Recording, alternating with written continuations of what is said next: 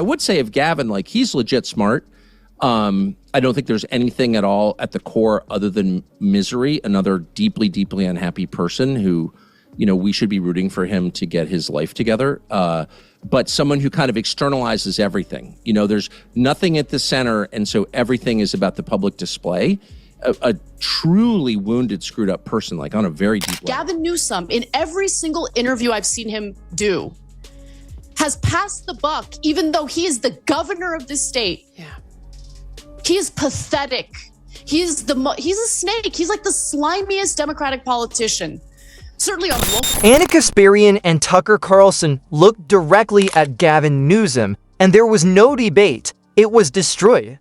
California's slick-haired catastrophe merchant was dragged through every poor policy, plastic photo op, an eye-opening issue like a mop through a muddy mess. This was not a case of right against left. Newsom's fantasy was in conflict with reality.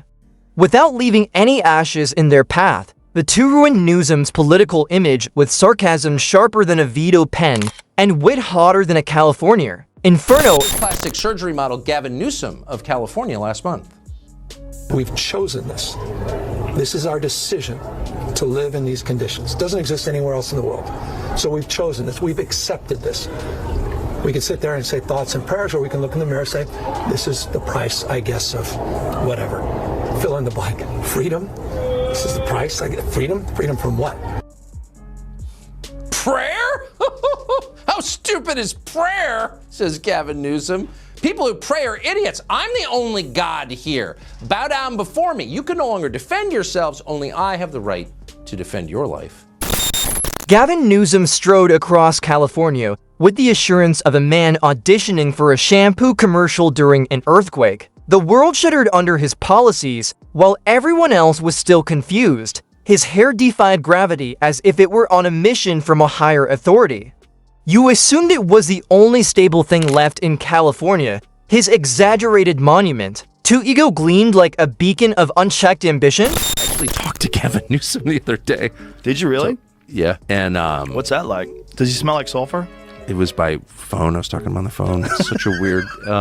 He smelled like that was too fast for me. Sulfur and hair grease. Yeah. No, but I was making fun of. I shouldn't even make fun of it because it's so tragic. But what's happened to the state and people living on the street? What is his non-gaslighty perspective? He said, "Go back to Russia. You like Russia so much." I was like, actually, I'm originally from San Francisco, but I can't live there because he really told you to go back to Russia. Of course. I mean, he was laughing. Whatever. Tucker Carlson doubled down like a human wrecking ball wrapped in sarcasm, eyeing Newsom's leadership like a child analyzing a damp cardboard science project before the first episode had time to buffer. A Netflix series on Newsom's political ploys would have been canceled. He ran California like a real government, but with more taxes and worse graphics.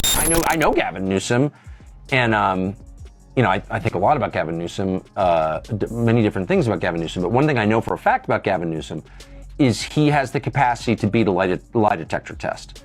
Gavin Newsom will say anything he needs to say, and not like Biden's not like this, actually. Whatever Biden's fault, he's not like this. Like Biden, he has like guilt.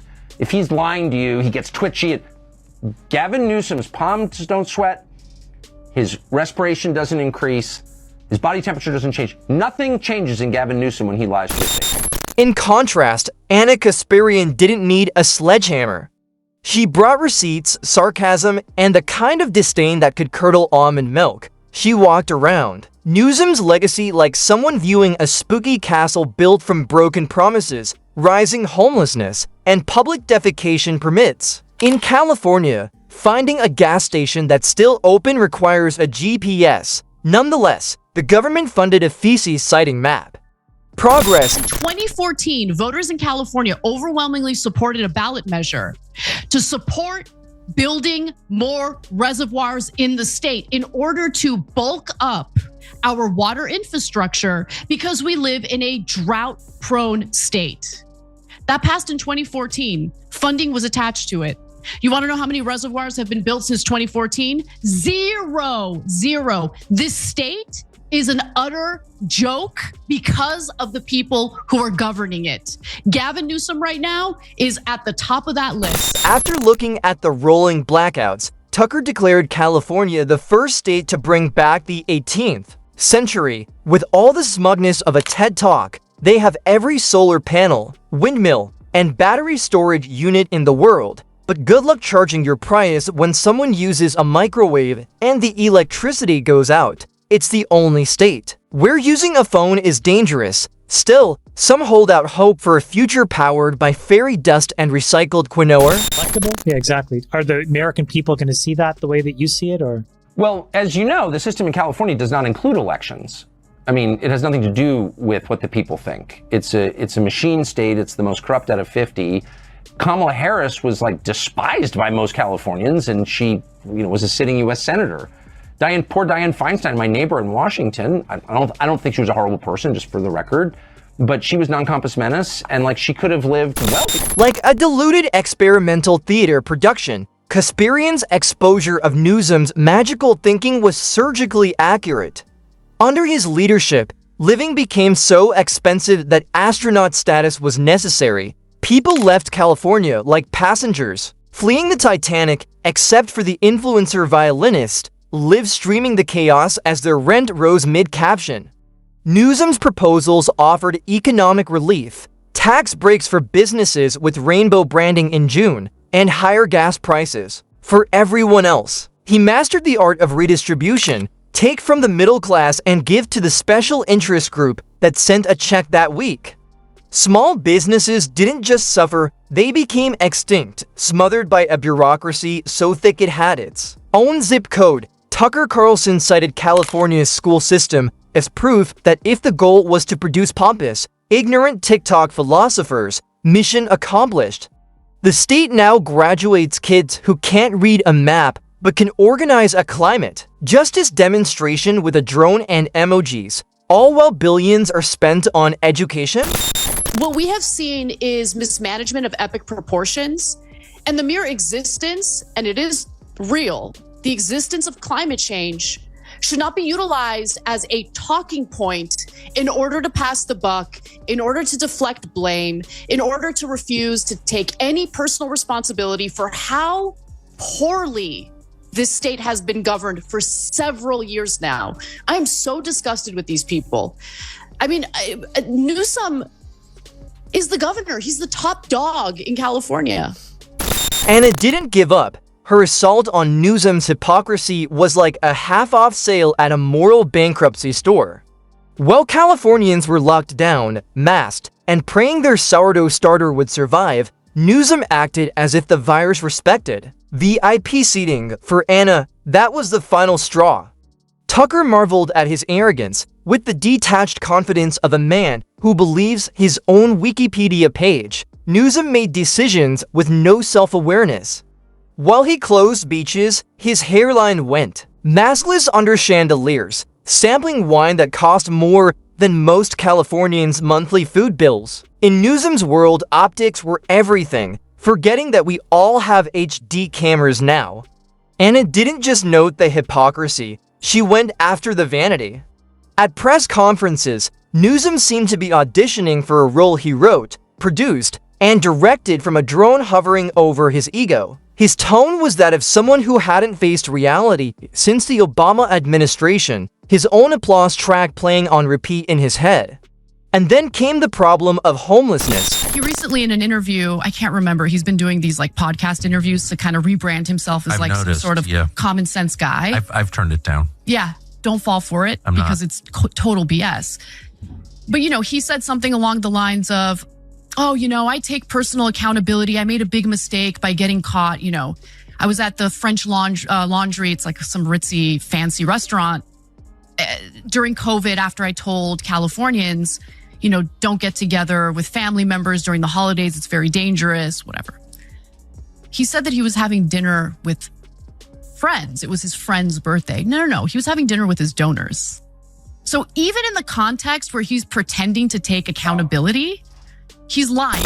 Under Gavin Newsom, California became a showcase of policy. Paralysis dense cities spread, billions vanished into feel-good nonprofits, and theft under $1,000 went largely unchecked. Tucker mocked the housing crisis as a monopoly game and Newsom as a mechanical lizard hiding behind Botox and buzzwords, while Ennis showed gangs looting malls like Grand Theft Auto. Wildfires raged, insurance companies fled, and Newsom responded, with blame shifting and photo ops, posing as the state burned and treating leadership like apocalypse-themed fashion. Wednesday, Newsom again attacked Ron DeSantis. Watch this. Teachers were under assault because, God forbid, teachers were homosexual.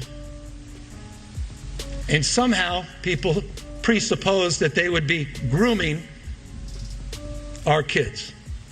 That was the debate in the 1970s. The press secretary for the governor of this, one of our largest states, said people like me that were opposed to, and I know a lot of people are offended by saying it's not really a don't say gay bill, but referred to those that opposed it in Florida as groomers. This guy. Make America California again more national emergency than promise would be Gavin Newsom's presidential slogan, and equipped, mocking his attempt to sell California values as a souvenir instead of a warning. She likened his leadership to rolling blackouts, hashtags, and taxpayer-funded vanity projects with policies crafted by people who think Wi-Fi is electricity.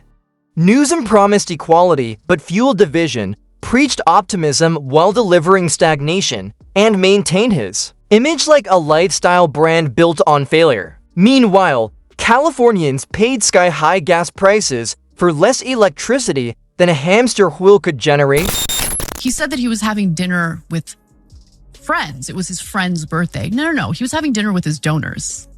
So even in the context where he's pretending to take accountability, he's lying straight to everyone's face. And I can't stand it. I really can't.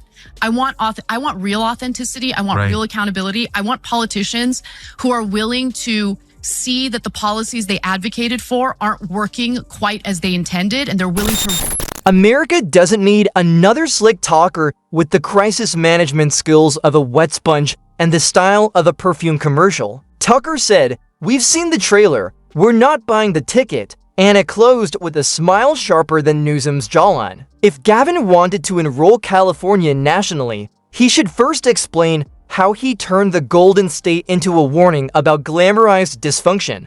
Because before you sell a vision, you fix what's broken, and just when you think the roast is over, it's not. Every time Gavin Newsom smiles for the camera, somewhere a power grid flickers.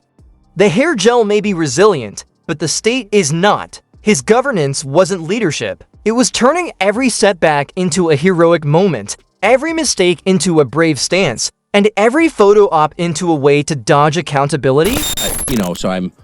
I've been friends with Gavin Newsom for a long time. I know his ex-wife, and I have been bothering him for years. Like, you should come on my show, and he was kind of open to it. And then he whips around and he's like, "No, you should come on mine." I was like, "Oh, I would love to," because I would love to debate him about what he's done to my state. And then I watched a parade of people go on, some of whom are good friends of mine, by the way, conservatives go on his show. And I realized, and I'm not attacking them at all, I almost did, but then I realized, oh, wait a second, this is like, this is not, the point of this is not to have a real conversation. As living costs soared, Gavin Newsom focused on self-promotion over service, clinging to his progressive image while Californians fled. Tucker and Anna skewered his hypocrisy from the French Laundry dinner during lockdown to hollow energy rules, calling out leadership that favored showmanship over results. Once seen as the Democratic Party's future, he's now defined by broken promises, a vanishing middle class, and relentless criticism shattering his polished image.